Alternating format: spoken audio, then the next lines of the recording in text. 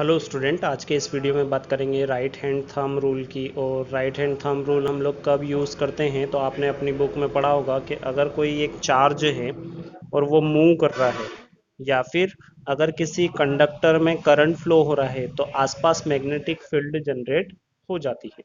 अब magnetic field generate हो गई है तो मैग्नेटिक फील्ड जो होती है वो एक वेक्टर क्वांटिटी होती है।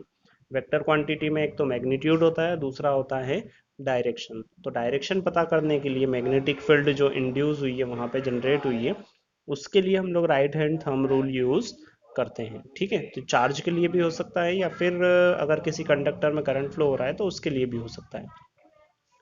अब यहाँ पे कंडक्टर है एक हमारे सामने रखा हुआ। इस कंडक्टर में या तो करंट इधर से इधर फ्लो होगा, या फिर करंट इधर से इधर फ्लो होगा। ठीक है, नाम क्या है? Right hand. मतलब आपको अपना सीधा हाथ ही यूज करना है, आप अपना लेफ्ट हैंड यूज नहीं कर सकते हैं। और कौन सा रूल है? थंब, मतलब आपको अंगूठे को फोकस करना है। ठीक है, मतलब ये जो अंगूठा है ये करंट की डायरेक्शन को बताएगा, जो करंट फ्लो हो रहा है या चार्ज। यहाँ पे करंट की बात करेंगे हम लोग।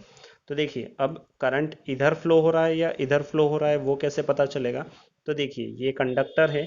अगर हमने इसको बैटरी के पॉजिटिव टर्मिनल से और इसको नेगेटिव टर्मिनल से कनेक्ट किया है तो करंट इस डायरेक्शन में फ्लो होगा। ठीक है, अगर हम लोगों ने इस एंड को पॉजिटिव टर्मिनल से, ये पॉजिटिव से कनेक्ट है, तो करंट इस डायरेक्शन में फ्लो होगा। इस चीज़ का ध्यान रखें। अभी हम लोग ये मान लेते हैं कि ये पॉजिटिव से कनेक्ट है तो करंट की डायरेक्शन इधर हो गई। तो जिस डायरेक्शन में करंट फ्लो हो रहा है उस डायरेक्शन में आपको इस थंब को रखना है। ठीक है, तो ये मैंने इस डायरेक्शन में रख दिया। और ये जो वायर है इसको आपको ऐसा कंसिडर करना है कि ये हमारी हथेलियों में रखा हुआ है। ये देखिए, करंट इधर फ्लो हो रहा है और ये कंडक्ट हमारा थंब जो है करंट की डायरेक्शन को पॉइंट कर रहा है। अब आपकी जो ये फिंगर है, इन फिंगर को आपको फोल्ड करना है इस तरीके से। तो देखिए, ये जो आपकी फिंगर है ये केवल एक ही डायरेक्शन में फोल्ड हो सकती है, इस डायरेक्शन में, है ना। ये उस डायरेक्शन में उधर फोल्ड नहीं हो सकती नीचे। तो ये जिस डायरेक्शन में फोल्ड हो रही है वो हमको बताती है डायरेक्शन ऑफ मैग्नेटिक फील्ड। जैसे इस कंडक्टर को अगर हम लोग ऐसा रखें, करंट ऊपर फ्लो हो रहा है, तो देखिए डायरेक्शन ऑफ मैग्नेटिक फील्ड कैसी बनेगी? यहाँ पे इस डायरेक्शन में, मतलब एंटी क्लॉकवाइज बनेगी इस केस में। ऐसा अगर कंडक्टर है, और ऐसे केस में देखें यहाँ पे, तो यहाँ से जो ये जो प्लेन है, यहाँ पे समतल है, इस समतल से जो करंट है वो सॉरी मैग्नेटिक फील्ड की डायरेक्शन जो है वो बाहर आ रही है।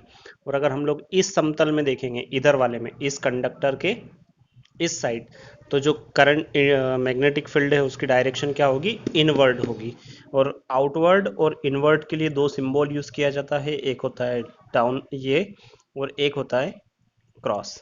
दोनों ये रिप्रेजेंट करते हैं कि जो आपने प्लेन ऑफ पेपर लिया है उसके इनवर्ड है या आउटवर्ड है। ठीक है, ये वाला जो सिंबल है ये हम लोग इनवर्ड के लिए लेते हैं, और ये जो सिंबल है ये लेते हैं हम लोग आउटवर्ड के लिए।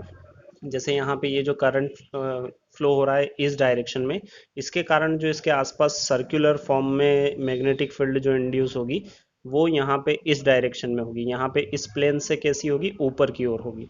तो ऊपर की ओर होगी मतलब आउटवर्ड, मतलब यहाँ पे हमको ये क्रॉस लगाना है। ठीक है, और अगर इस प्लेन में हम लोग देखें तो ये जो है ये, यहाँ पे देखिए मेरी उंगलियां जो है वो प्लेन को इंडिकेट कर रही है, इस पेपर को इनवर्ड इंडिकेट कर रही है। मतलब यहाँ पे हमको क्या लगाना पड़ेगा? डॉट।